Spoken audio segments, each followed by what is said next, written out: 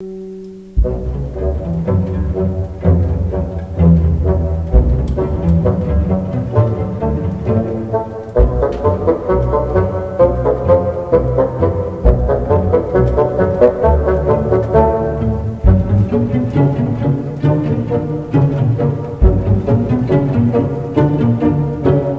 everyone, this is Tuchador and today we will make those super cute brushes.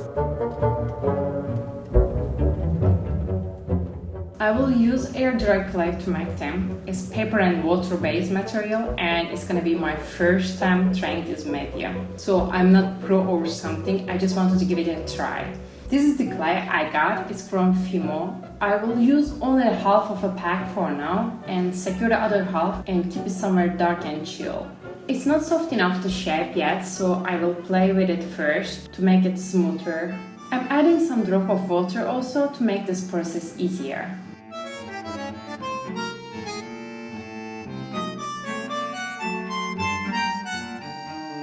I will use this ruling pin to make my clay flat.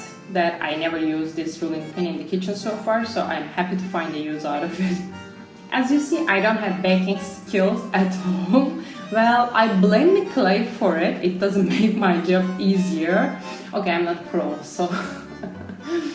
But I'm trying my best until the thickness reach around half a centimeter.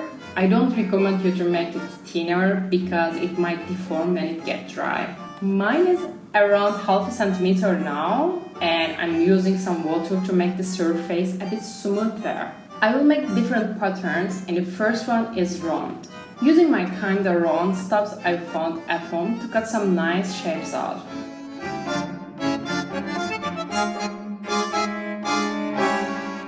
Now I'm using all my elementary school level math knowledge to calculate how to have more round shape out of here.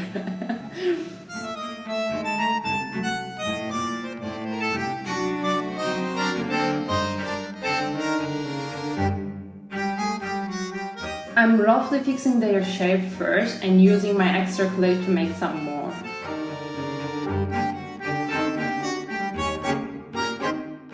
I think I have enough round shape ones, so now I will take them one by one and use some water to smooth their edges as much as I can. You should not skip this step because after they get dry, we will do retouch with sandpaper and it's way harder to shape them with sandpaper. By the way, it depends on clay you use, but with mine, water is good element to shape them, but I need to be careful with the amount of it because I can easily deform them as well. I'm kinda done with retouching. I got those pins from local stationery shop and now I'm placing them behind my clays. They will probably follow when they get dry, but it's better to have a little hole for them here to have a strong result after I glue them on. I'm done with round ones for the moment, so I am taking the other half of my clay for some more creation.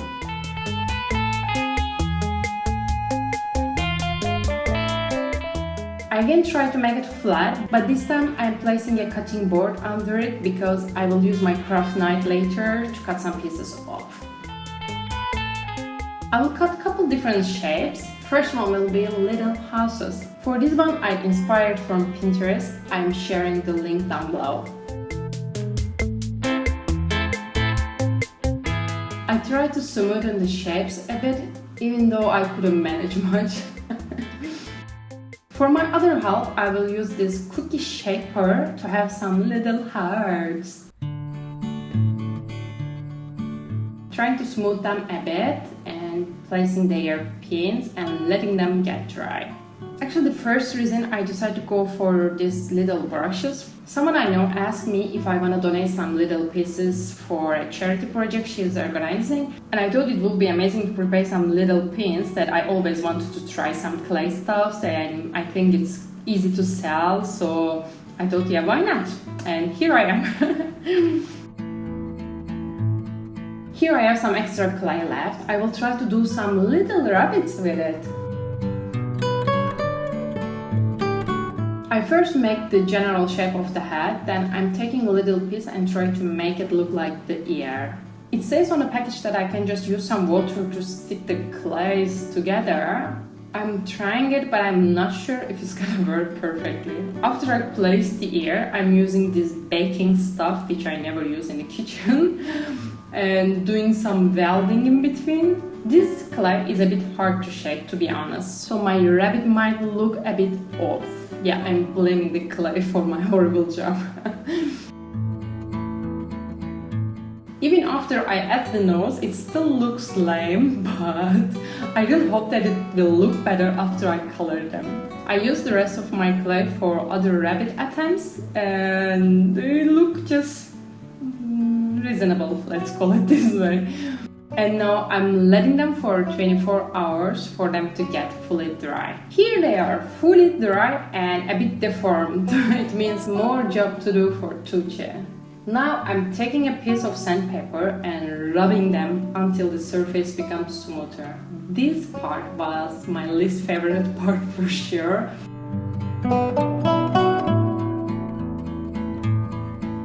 Finally, I'm done with rubbing. Now I need to clean them properly from the dust. Otherwise, the paint we will put on it won't stay long. So make sure you clean them fully. I'm using this kind of makeup brush because I never use it to put makeup, so you can make a better use here. And it works perfectly. Finally, they all clean, so I can put their base color. I will use acrylic for it. I didn't want to have straight white color, so I'm mixing it with this kind of brown to have like light beige, and I use some red on the other one to have kind of pinkish white. I know right now they both look so similar, but they will make a nice difference in the end when they get dry. I'm applying the base color to all of them, both sides. This was a very messy process, but I quite enjoyed doing it. At first I was fool enough to believe that I can keep my hands clean, but short after I just let it be.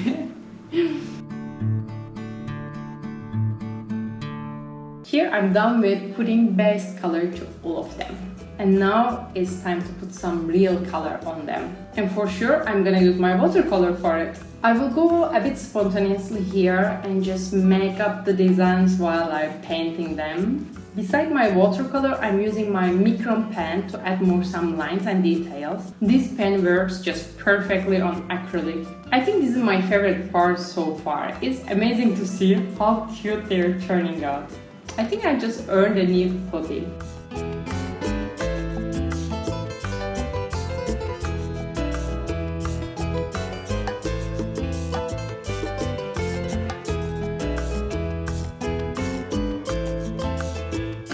I want to try the oven baked clay next time actually. It looks way smoother, so I can do some very detailed works, maybe some jewelries also. In this section you are like fully free to create your own design. The options are unlimited. I try to stick with a similar design and the colors because they will be exposed side to side, so I thought it will be better to have similar patterns on them.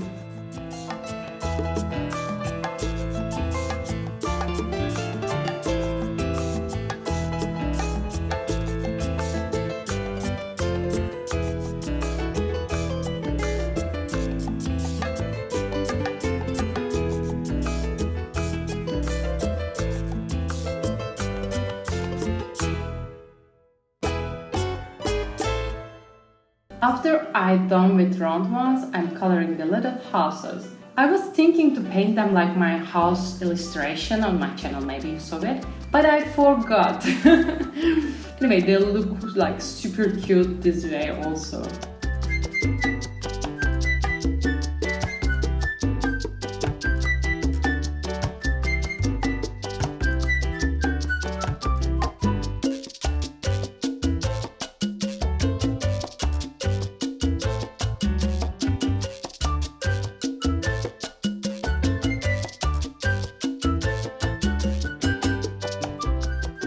As you see, my designs are not detailed at all. I keep it minimal and simple, and it's crazy how cute they are turning out.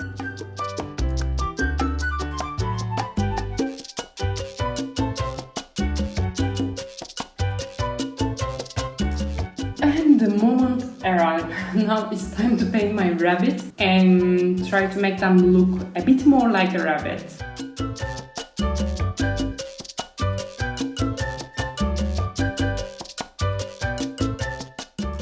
So far it looks good. I'm super proud of myself now. Yeah, as you see, I'm being humble as usual.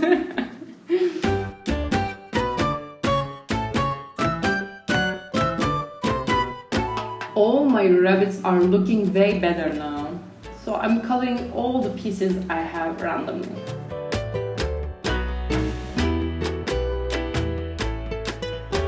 Now it's time to glue their pins back. I will use my super technologic hot glue gun for it.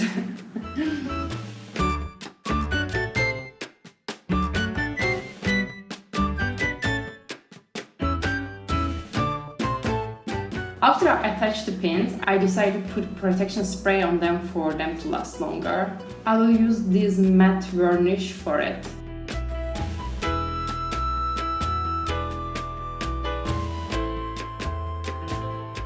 I'll let them dry for a while, and now it's time to put some makeup on them. Those pins will be exposed for selling, and I really want them to look desirable. So I decided to make them look a bit more professional. I have those colorful craft paper at home, and I cut them as little pieces, and I'm pinning my brushes on them.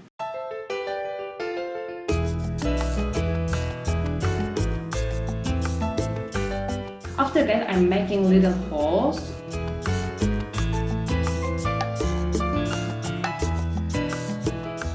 And then I'm gonna use this twine because I think it matches perfectly with the concept somehow. And I'm cutting little pieces from it and attaching it to them. I think this way it looks way nicer than putting them in a plastic bag or something.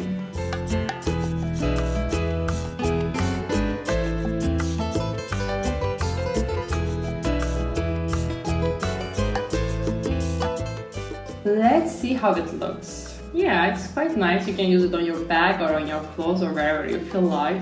I think they look quite good for the first try. And voila! Here we come to the end of this video. I hope you guys like it and find it useful. If you decide to give it a try, don't forget to share with me on Instagram. Would love to see your versions. I'll see you guys very soon. Ciao!